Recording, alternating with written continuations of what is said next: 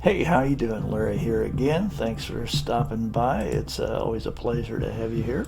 Larry Live, we have news of the day, also politics and faith and how those integrate with one another. So thanks for being one of my viewers. I figure we have about 60 to 75 people who stop by. And I'd like to encourage you to share, if you find these presentations valuable and worthwhile. I think they're a little unique, different maybe than a lot of places you go to get your information. If you would just share those with your friends, that would be a good thing, I think at least. So tonight we are going to talk about something that's in the news today, and we're going to talk about it through our political eyes, and we're also going to talk about it through our Christian eyes or our eyes of faith and see if we can make some sense out of it. The subject, of course, that is on everyone's mind right now is the attack that we suffered at our embassy in Iraq. And one of the men who was assigned there to protect our delegates and our representatives was killed, and several others were severely wounded in this military action that was organized by, I'm going to call him General Soleimani. I know that's not the way you pronounce his name, but that's the easiest way to be able to pronounce it and remember it. Soleimani, I guess, is a more correct name. But this general had come in from Iran, and he'd spent a lot of time over in Iraq working with other military people, and he installed along this road a series of improvised explosives. When I was teaching school, one of my students joined the Army, went to Iraq, and was killed by one of these IEDs, they call them. So I'm very familiar with the consequences of the work of this particular individual. He was in a military role. He was there for a military purpose.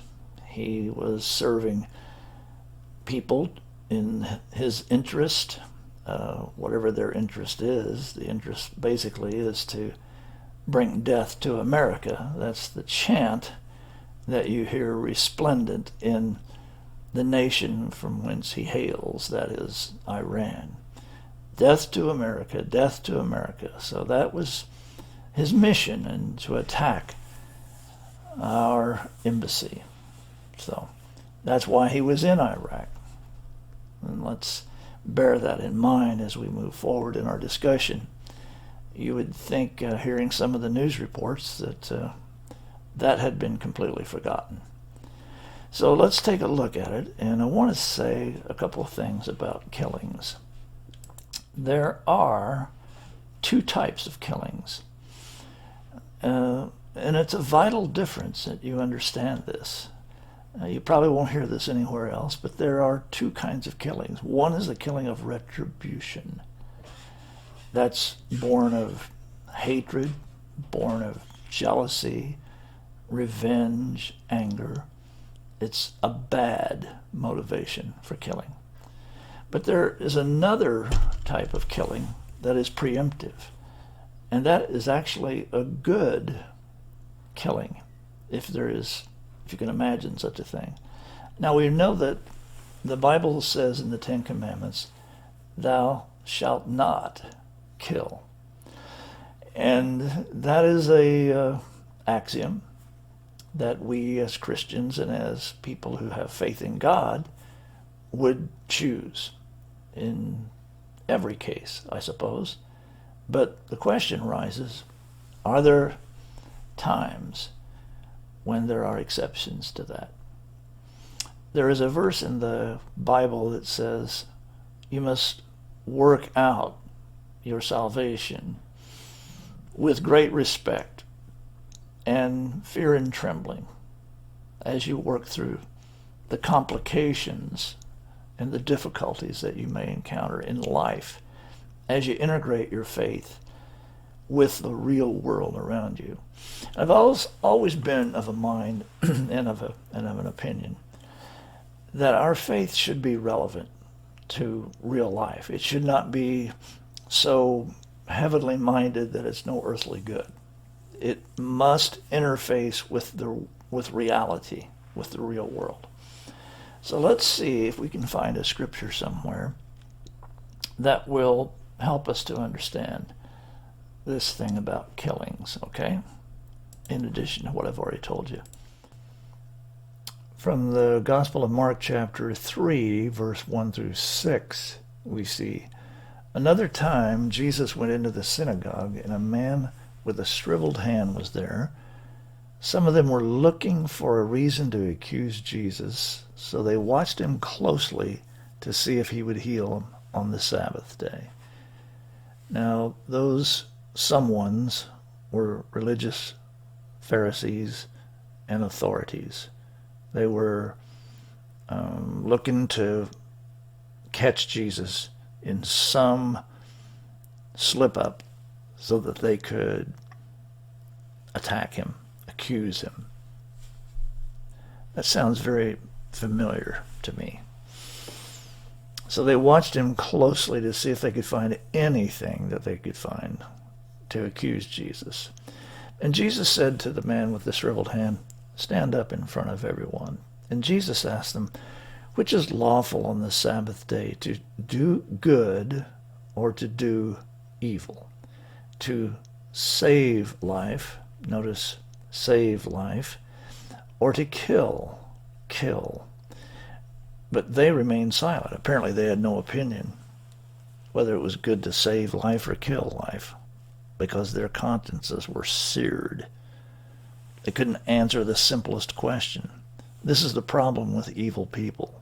When you really nail it down as Jesus nailed it down right here, they squirm and they wiggle and they try to mollify their remarks and muddy up the issues. But the answer is straightforward and clear. Obviously, it's better to save life than it is to take a life. So we're talking about killings, okay? So let's see about this. Jesus said, as he looked around upon them in anger, he looked at these religious, pious Pharisees, these phonies who pretended to be standing in God's name, looking out for the good of the people. Does that sound familiar? He looked around on them with anger, and he was deeply disgusted and distressed with them in their stubborn hearts. You ever notice how stubborn and intransigent people are who are hateful and pious on top of it? Is there anything worse than piety? That is a thin sheet of piety over a pile of hatred. So Jesus looks around at them, and he knows what's going on. He sees their stubborn hearts, and he says to this man, he says, "Stretch out your hand." And he stretched it out, and his hand was completely restored. What a blessing. What a wonderful thing. See what good Jesus brings into people's lives? Do you think these Pharisees cared about that? Not in the slightest. Does that sound familiar? People who could care less if wonderful and good things happen for us, because their interest is up here to find a reason to accuse Jesus. And so you can see why Jesus is distressed by it, and he's angry with them, and he's disgusted with them because of their what? Their stubborn heart. It's not their head. You know, this is one of the things I will say. It's not that people don't have the intelligence to get it. It's that their heart is hard. They've made up their mind. Their hatred is intense. So they've shut off their willingness to think. It's not their ability. It's their willingness. And these people with stubborn hearts were unwilling to answer this simple question. Is it better to save a life or to kill a life? Well, we can't answer that. So that tells you everything you need to know about these people. So Jesus went ahead and he did his work. He ignored them and he went ahead and did the good work that he was called to do. Does that sound familiar? It certainly does to me. And so his hand was completely restored, and the Pharisees went out and began to plot with the Herodians, those were the governmental officials, how they might kill Jesus. Okay? So Jesus knows when he's talking to them up here about saving this man's life, he knew that what they had in mind was killing him. Here they are on the Sabbath day. They are there to protect the sanctity of the Constitution. They're there to protect the founders. No, they're there plotting how they might destroy Jesus Christ. Retribution, jealousy, hatred. Mark chapter 3, verse 1 through 6. Here's the question. Are the Pharisees going to work on the killing of Jesus in a retribution? Is there jealousy? Is there resentment? Is there hatred? Well, the answer is yes, there is. They hated Jesus because of his popularity, because he upstaged them. He came, the people loved him. They basically were envious of him. And because of their envy, they were breaking the 10th commandment, and they began to break other commandments. One of them that they were fixing to break out of the 10th commandment, being envious, and out of the 9th commandment, being lying about Jesus and telling all kinds of preposterous things about him, like he's the son of the devil and so forth. Then they began to work on a project to break this commandment, thou shalt not kill. Two kinds of killings. It's important that we make this distinction, because if we don't, then we can just be caught up in a world of muddied up confusion. And I hope to be able to help you sort this out. And you can share that with your friends if you want. So let's go back, if you will, with me to the killings that occurred in Dallas, Texas, a little over a week ago. I think it was a week ago Sunday, that an evil man with a shotgun walked into a church, the Church of Christ, out in a little town west of Dallas. And he walked in with his gun under his coat, filled with double-up buckshot, and he was there to kill people.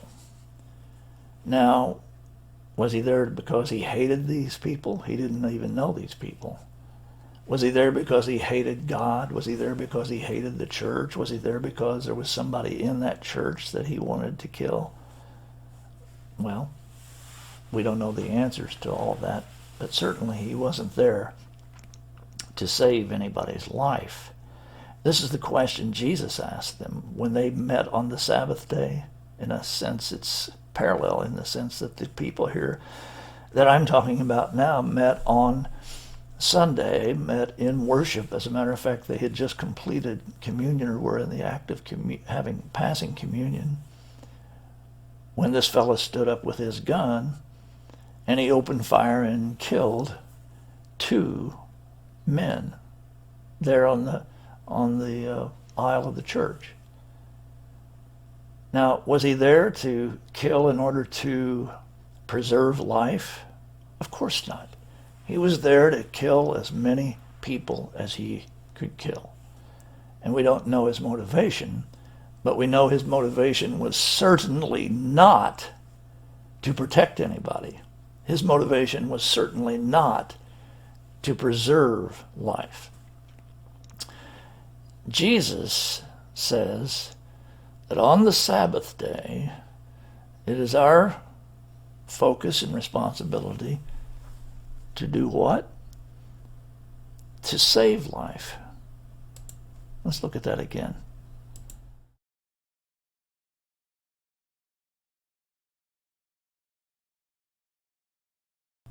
Well, how do you save life on the Sabbath day if there's a man in your church who's killing people?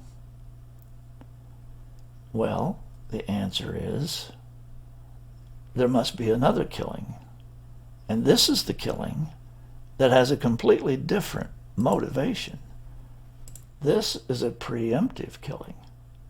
This is the kind of killing that saves life. And clearly, if those church members had not had armed security in the building, right there with them, who knows how many dozens of people may have been killed that day. But life was saved because of a preemptive killing. And it was a just killing. As a matter of fact, the Christian gentleman who took out his weapon and shot this murderer said that he felt that he was shooting evil. That's the way he thought of it. He was stopping evil. And he was absolutely right about that. The people who were in that congregation, sitting in those pews, were helpless. A preemptive killing was necessary to save life. Now, to me, that is very clear, very logical. That's why we have police officers who have weapons.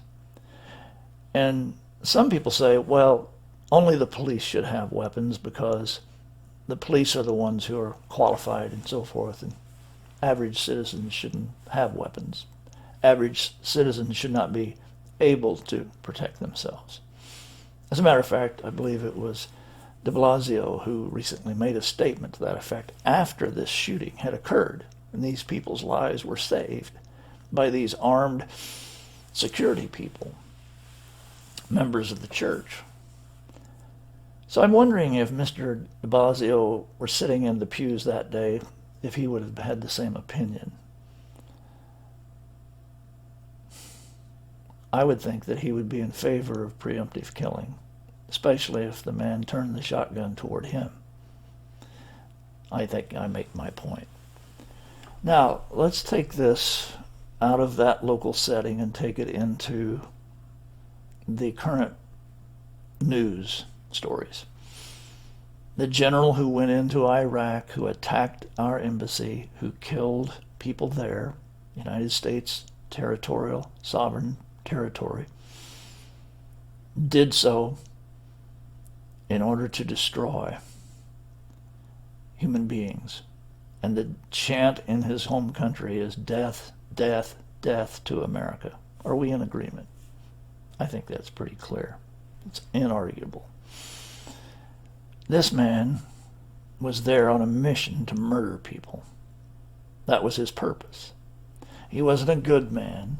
He didn't have a noble purpose. His purpose was evil. His purpose was evil. He came for that reason. Our military came to the defense of our embassy. Our military responded to his actions with military actions in return. And he was killed preemptively in order to save lives in the future. Now, we don't know what the President of the United States knows. We don't know what plans this General Soleimani had. But it's my understanding from my sources that he had in mind to kill a lot of people in some major way. For the last 4 decades, his business was killing Americans and killing Muslims and killing people who he considered his enemies. He was a terrorist. He was a murderous, evil man. That's who he was. He was no different than the man that showed up in the Church of Christ in Texas with his shotgun loaded to murder the Christians there. So when the president ordered an airstrike that killed this man, this general working in a military fashion against our country and against our people, President Trump acted in a preemptive way. Now, I want to tell you that one of my former students died because of what this man has done. So many people have lost loved ones because of the murderous intent and actions of this man. Was President Trump acting in retribution? Was he acting out of personal vengeance toward this man when he was killed? No. He was acting appropriately as the commander-in-chief to protect the United States of America. And we thank God for that preemptive action. And that is the way it is. Jesus knew the difference. And notice that at the end of the story that we read tonight in the scriptures, the next thing these holier-than-thou Pharisees set about doing was killing Jesus in a vindictive, jealous rage. And that's the difference. There are two kinds of killings: retribution and preemptive. And that's a vital difference. So thank you for being part of Larry Live. I'd like for you to pass this along to your friends if you find these presentations valuable. And I will always do my best to speak truth and to speak honestly and logically, respectfully to you, because I know many of you are trying to sort all this out and it gets confusing. I've spent my life trying to understand how the faith community can reasonably and in a relevant kind of way interface with reality. And that is what Larry Live is about this year in 2020. So thank you again for stopping by.